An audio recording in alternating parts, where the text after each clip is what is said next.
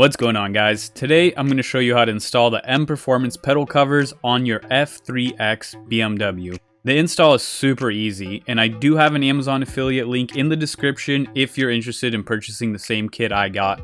It does come with everything you need. The kit comes wrapped like this. It comes with the gas pedal, the brake pedal, and the dead pedal, and of course the tool you need to tighten everything at the end. To install the gas pedal cover, you just slip it on over the OEM pedal. Just make sure you slip it on all the way down so that way it isn't loose. To install the brake pedal cover, you first pull the rubber cover off. Just reach your fingers around and pull. It should come off pretty easily. And then place the new pedal cover on and wrap it around the same way you took the original one off. To install the dead pedal cover, you just need to peel the plastic off the back and stick it on over the OEM dead pedal.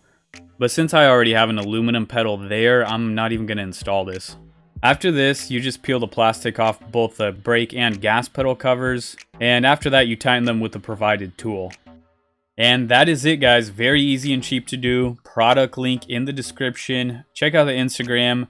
And as always, make sure you leave a like and subscribe. I got more videos like this coming.